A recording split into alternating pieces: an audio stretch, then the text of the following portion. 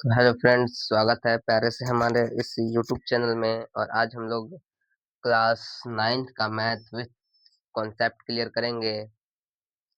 और chapter number कितना है जी? 5 है।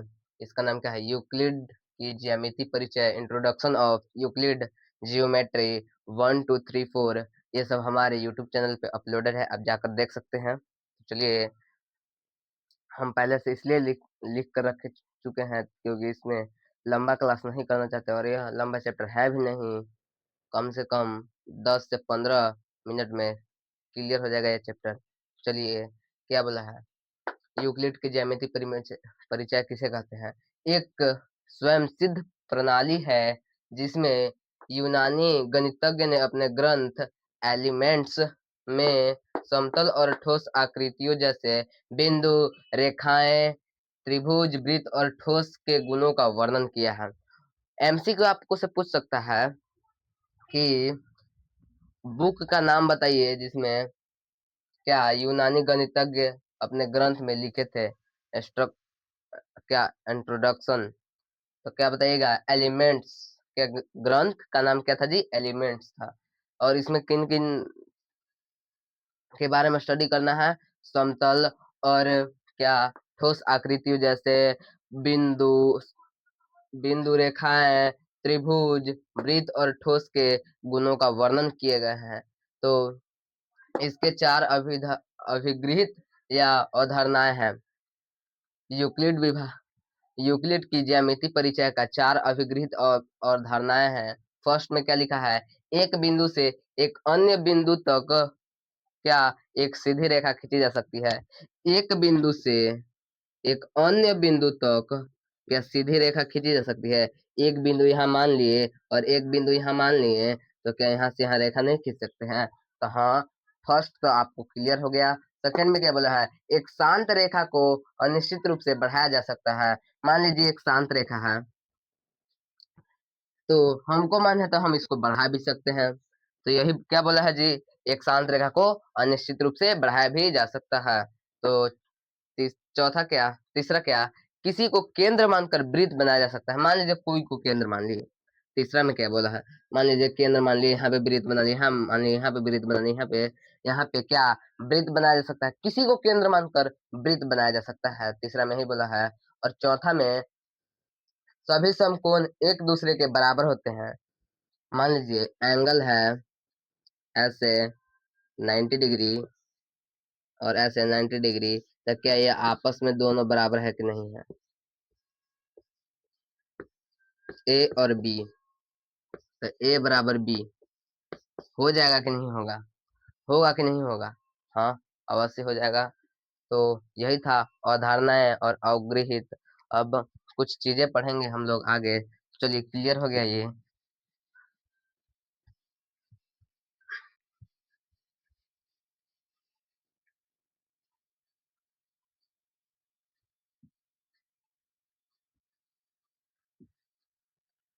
क्या बिंदु किसको कहते हैं?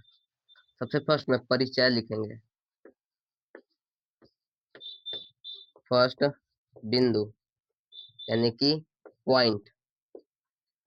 पॉइंट किसको कहते हैं? पॉइंट किसको कहते हैं? वह जिसका कोई भाग नहीं होता है। वह जिसका कोई भाग नहीं होता, नहीं होता है। वह जिसका भाग पूछ देगा कि वह जिसका भाग नहीं होता है, तो आप बोल सकते हैं बिंदु। और सेकंड में, दूसरी में क्या बोला है जी? बोला है क्या? तो पॉइंट हो गया। रेखा किसको कहते हैं? रेखा, लाइन। लाइन वह है जो क्या जी? चौड़ाई रहित होता है। रेखा में क्या चौड़ाई होता है? चौड़ाई रहित रहित होता है। वह है जो चौड़ाई रहित होता है, यानी कि मान लीजिए एक रेखा है, इसमें लंबाई है, क्या चौड़ाई है? नहीं है। तो क्या बोला है, वह जो चौड़ाई रहित तो होता है उसे क्या बोलते हैं जी, रेखा बोलते हैं। और तीसरा में क्या है, इसमें इसमें नोट में लिख देंगे, रेखा का सिरा बिंदु होता है, बिंदु होता है। अब देखिए कैसे होता है बिंदु।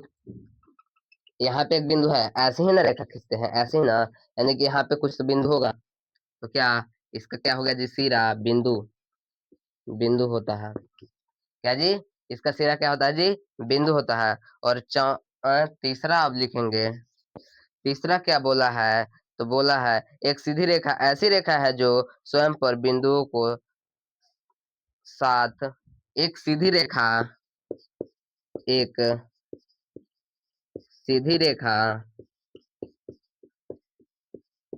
ऐसी रेखा है जो स्वयं पर बिंदुओं को सपाट रखती है। एक सीधी रेखा ऐसी रेखा है जो स्वयं पर बिंदुओं को क्या रखती है जी, सपाट रखती है।